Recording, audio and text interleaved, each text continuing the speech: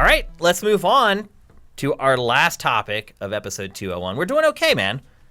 For time. Yeah. We're doing all right, man. I'm impressed. I'm impressed with us. Our last topic. We'll see how we do on a we'll see week how long when this 3 games come out. I know. It'll be tougher for sure. Our last topic of today is the Final Fantasy VII Remake.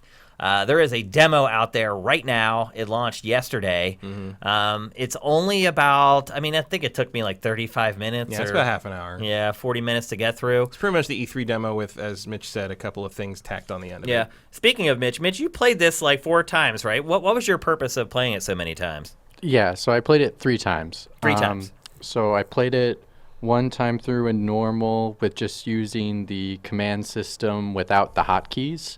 So then when I did the second time around, I only used hotkeys for my commands with my ATB bar. And then the final one, I played in classic mode because I was just curious on the significant difference between the two. I preferred my second playthrough with the hotkeys. Oh, okay. As more of an action game, it wasn't as breaking up everything. Like it had a good flow to it overall when I just put everything in the hotkeys. And I also just got better with the combat system in general. So I was kicking ass on the second time around. I played it once. And for me, once was enough. Man, where do we start with this, Matt? I played it once too just because I didn't have that much time. Yeah.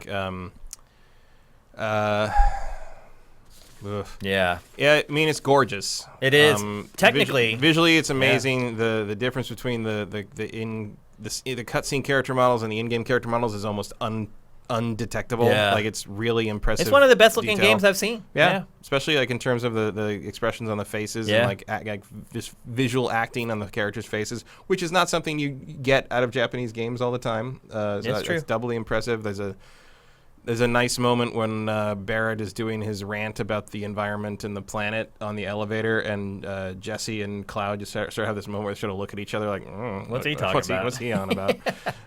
Which is nice. The music's never sounded better. One of my problems with the original Final Fantasy, I have many problems with the original Final Fantasy VII, but one of my main ones is the music sounds like garbage on that screechy, weird MIDI bank they used, and like bad for that time. Even like it doesn't have to sound like that. And I always thought the compositions of the music in Final Fantasy VII were really good, and so that's why I bought like the soundtrack they did that was recorded by an actual orchestra and back in the day and all that kind of thing. This is, I think, finally the soundtrack done justice. The soundtrack gets repetitive, though. It is repetitive, because that's how it's RPGs like that are. same like ditty over and over and over again. But it's catchy. But the opening with the Final Fantasy theme and the infiltration theme and it's all there and it's recognizable, but it sounds like bigger and better and modern, and it's great.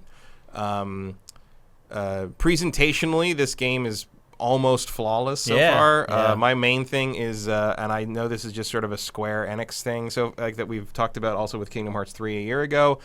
English speakers don't do that weird anime grunting thing. Like we don't do that thing where like someone says something and we go, oh, or like that. There's a lot of that in this, and it's just it's like weird little things that don't quite translate. Where like Barrett makes a joke about asks how old Cloud is, and Cloud misunderstands him and says that he's a soldier rank 1 or whatever. Yeah. And Barrett's like, oh, maybe your soldier ranks is your age, and you're 1 year old, ha ha ha. And then Cloud's all embarrassed by it. I'm like, no one would ever say that in English. Like that's not a thing anyone would say or do or react that way. It just pulls me right out of it.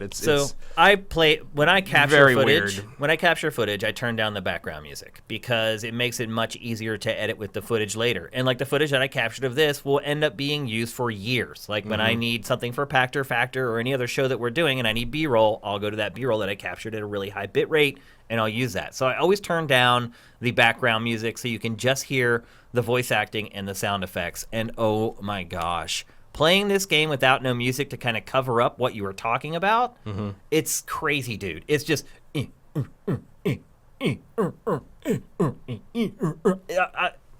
Dude, you're right. Like, it felt... And my problem with playing this is it's hard for me to figure out whether parts of this game were put in there for the people who love the original or not. Now, that doesn't mean that it makes it good or bad. It could make it good or bad to big-time fans of Final Fantasy VII. but it's weird. Like that in particular, it just stands out like a sore thumb, and it makes me wonder if it's just completely intentional. And they want to have kind of those callbacks to the older games. I mean, probably like I've talked to a couple of like voice directors who work in anime dubs, and I've asked them how, I know the actors you use don't have to sound like that, so why do they sound like that? And the answer is always, that's how people who consume dubbed anime expect it to sound. Like you're basically literally making it bad on purpose because that's the style people expect. I think, and I can accept that in something like a Tales game or something, a very anime-looking game, like RPG is fine. This, even Kingdom Hearts to some degree, but this like doesn't look like that. It looks photoreal in places. The production values are so high. To me, stands out. To me, still using that style of voiceover, or not even voiceover, because the actors are fine. It's really a style of voice editing, and to use that in this with the production values as high as they are is like if you recorded the soundtrack with MIDI again. Yeah. It's the world has moved on. It stands out. Make it match the quality of the rest of the product and stop kowtowing to people that like shitty things. Basically. Like really, if I'm just being straight up, you want this thing to sell 10 million copies instead of 5? Make it so like it doesn't feel embarrassing to play it in front of other people. Yeah. How about that? Yep. Because the rest of it isn't. The rest of it looks great. Yeah. Let's talk about the combat. So as Mitch mentioned, there are several ways to play this game. There's no one right way or wrong way, I guess. I played with the default, which is basically real-time combat with pausing. So the square button is just your hack and slash button, for lack of a better phrase. And then if you want to pause time and use spells or special abilities, you tap the X button. And that pauses time. And then it brings up a menu, and you can select from your spells. You can select from your special abilities. Additionally, you can use the triangle button to kind of go into heavy attack mode. You do a lot more damage that way, but you can't really move. You're almost like a tripod. So you have to make sure that you don't enact that unless you're close to enemies. Otherwise, it gets very awkward when you enact it and there are enemies like 20 feet away. And then you can play it in classic mode. As Mitch said, you can set up hotkeys, so you don't have to use kind of the stop and pause menu that I use. Yeah, I switched to using like the shoulder button shortcut stuff pretty fast because the hitting X and switching through all the menu stuff just felt like it was stopping everything dead. And it's also how you cure with potions. All the momentum went away, and so I just started using the hotkey shortcuts much more. Except when like if something was like in like, oh, I need to make sure I get this right or whatever, like I do that. But like because to be fair, it doesn't play itself. Like you can miss with your abilities and stuff like that. So it's. I mean, the auto lock's pretty generous. Like I don't manually use like the enemy focus. No, but by default he does lock on. Whatever's and actually, if you go in I don't know why this isn't the way it is by default. If you go in and you can turn on like I think it's like free combat or free combo or something. You turn that on, you can control the direction he attacks in mid combo with the stick. Like he doesn't lock on sticky the way he does normally. You can play it almost like Devil May Cry. Okay. Like you can direct him in mid combo and mid slash, and it feels like a much more responsive action game. Basically, I feel so like that I think that should be on by default. I understand they're limiting that because they want it to be simple for people, but like it feels so much better when you turn the free combat on. That it was night and day to me. That would, if you didn't know that was there, it would be worth playing it again just to put that option on and see how you feel about it because it makes it a much more naturalistically feeling action game. Now, even playing on the default setting as I did, the actual hacking and slashing feels really responsive. I feel like when I hit that button, that action is there and it's lightning fast. However, we talk a lot of times about relaying the sense of impact in video games and how it's this kind of weird, nebulous, intangible thing that you don't know how to do it, but you know it when you see it. We talk about headshots in loot shooters a lot of the time. Some are very satisfying, some aren't. In action games, there are some games where it feels very satisfying to hit something with a sword, and there are other games that don't necessarily relay that. I would argue this game does not relay that back well. The combat, again, responsive, but I don't feel like I'm doing what I'm seeing on the screen. Did you feel that way at all? I felt like the feedback on hitting things was pretty good. I felt like I didn't have a lot of feedback when I was getting hit. That's true. Like that's a good point too. Not so much in the final boss battle, because when you're getting hit by that boss, it's really obvious because it affects your balance and it blows you can knock backwards down and stuff. Yeah. But in kind of fighting the standard enemies, I had lost more health than I thought I had several times. I'm like, oh, that was way down than I thought it was.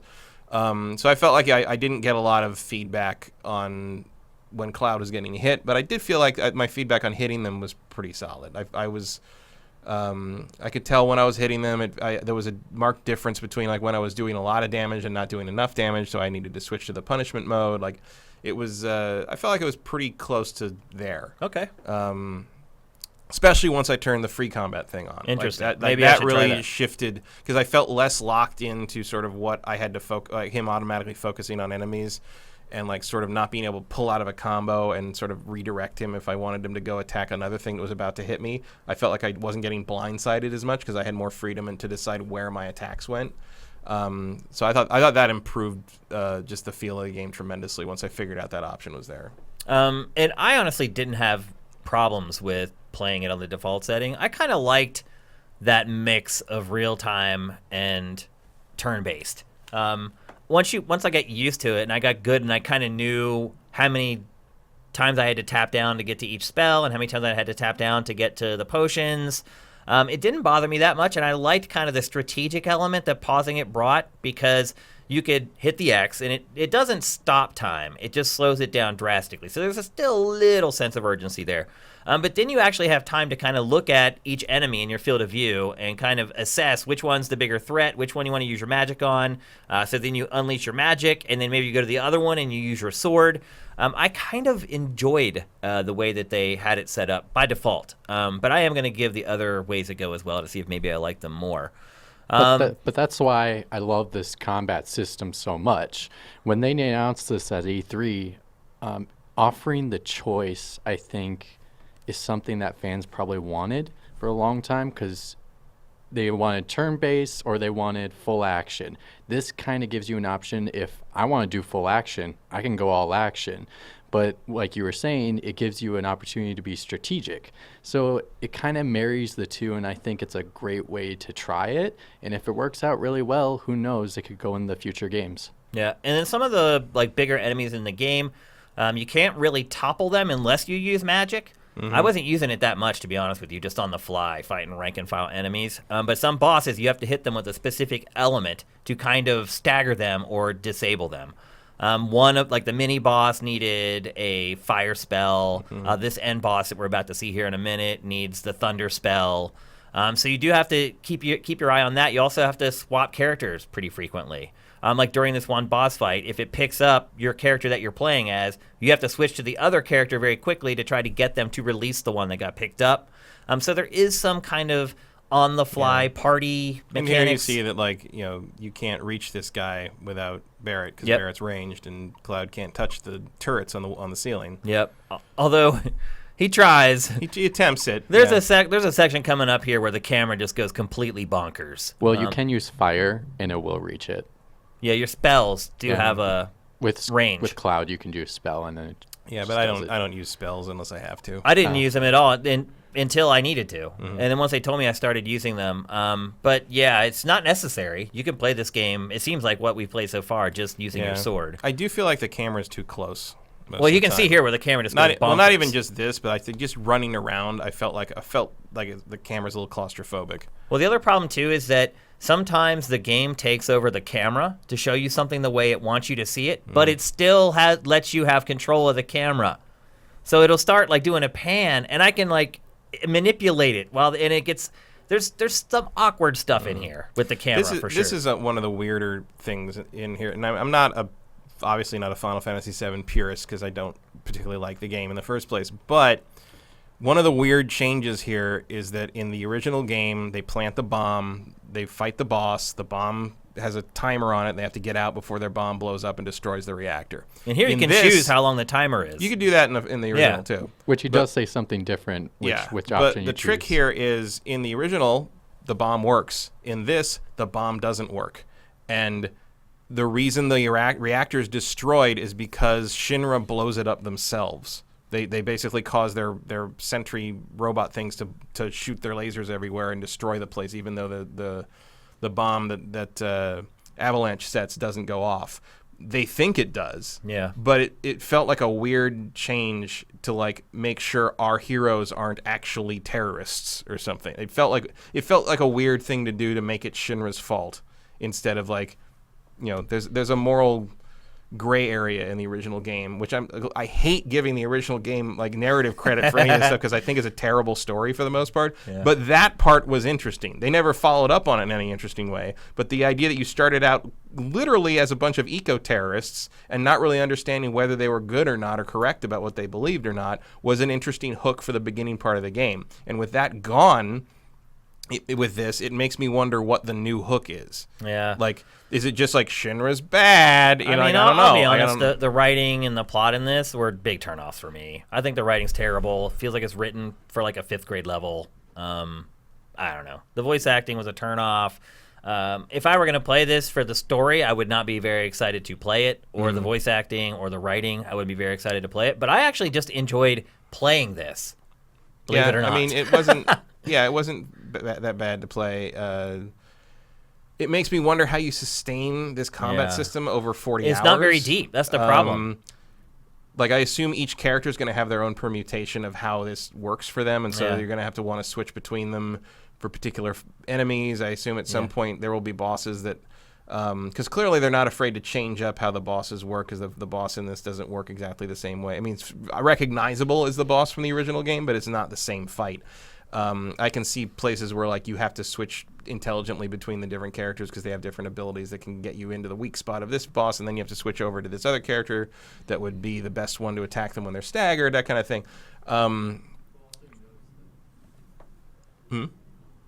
Well, you also notice that the ATP bar doesn't go as high if you're not controlling that character. So the strategic switching of characters probably is what you need to do to be able to maximize the what the enemy is weak to.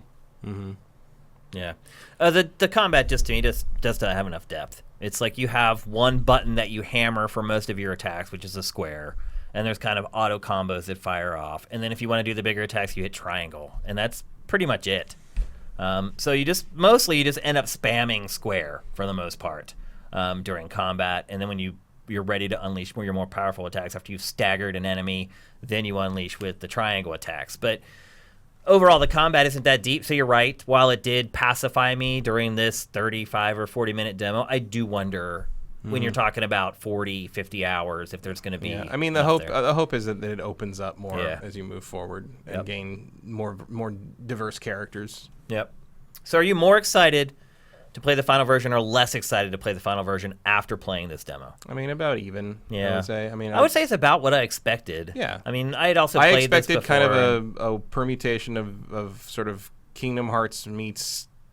Final Fantasy 15. Yeah, and that's a it's good pretty way to much describe it. where it is. Yep. I mean, the combat is vastly better than Final Fantasy 15. Oh yeah. But like, it's about where I thought it would be. I had hoped that the voice editing would be a little less anime dub, but I mean, it is what it is. That's a good way to put it, I guess. But other than that, presentationally, it's gorgeous, amazing. Yeah.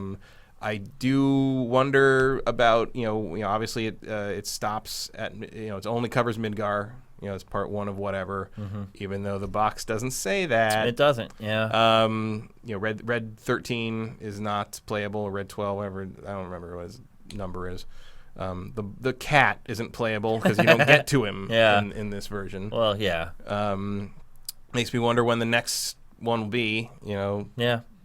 It's just it's such a big question mark. Like, will they finish this in time to have it even end on PS4 as well as PS5? Well, it's a weird situation to be. It's taken so long, but I'd say for the most part, I think if you were really invested in looking forward to this, it feels like it's delivering exactly what they said it was going to be. Yeah, I think hardcore fans of Final Fantasy VII probably are splooging all over themselves over this demo. Judging by how angry they are at Chris Kohler, yes. that is definitely happening. Mitch, what about you? Are you more excited for it or less excited for it now that you played the demo? I'm actually more excited because I liked how the combat system was shown at E3 last year, and to now actually get hands-on with it, and it's everything that I was expecting it to be in that aspect. And I do like the slight change in the story. Maybe that's going to play more into Shinra and give them a little bit more hardiness to that part of the story so it lasts that 60 hours. Okay. So there you go. That's the Final Fantasy VII demo. The last look we're going to get at the game before it comes out, probably. And it's not long. It's a PS4 exclusive still. Rumors are swirling that it's going to come to PC. They've been swirling for a while. We've got no official confirmation of that. To me, it would make more sense on Switch, but obviously that game's going to have a lot of problems running on the Switch hardware. So for right now, PlayStation 4 exclusive, if you don't have a PS4 by now, and who doesn't at this point, and you're a big Final Fantasy fan, might be time to go try to find a deal over the next couple weeks. Just keep an eye on our deals channel. We always curate any deals for what is hardware. it, April 10th? Yep. Yeah, so you got about a month and a week to go. That's enough time to find yourself a cheap PS4. Maybe you can find one on eBay or something if you're really excited to play it. I am going to play the final version. So it wasn't to the level where it turned me off so much that I lost interest in the game. There are elements of it I don't like. There are elements I was pleasantly surprised by, like the responsiveness of the combat after Final Fantasy 15 was a pleasant surprise for me.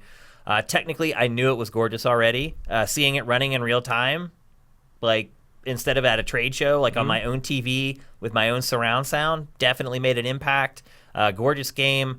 Still lots of mystery left behind this, which is good. A lot of times, if we're talking about a game a month before it comes out, we know everything already. Yeah. I'm also interested in to see sort of this story play out with competent presentation, because the original was such a kind of bridge game between like a Frankenstein almost. Because they hadn't gotten away from this. Like that opening scene with Eris, and I'm going to call her Eris because that's what her frickin' name was when I played the game in 1997. And I don't have a lisp, so I'm not going to say Aerith. When she gets up and leaves the leaking Mako area, it never came across to me in the original game that she's supposed to be reacting to anything. Oh.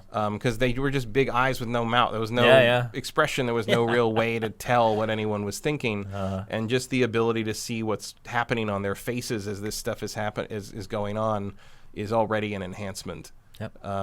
So I'm interested to see kind of how this story plays out with a little more verve in the production value. Absolutely. I mean, even Final Fantasy VIII was better at that because the characters looked like human beings. So yep, it's true.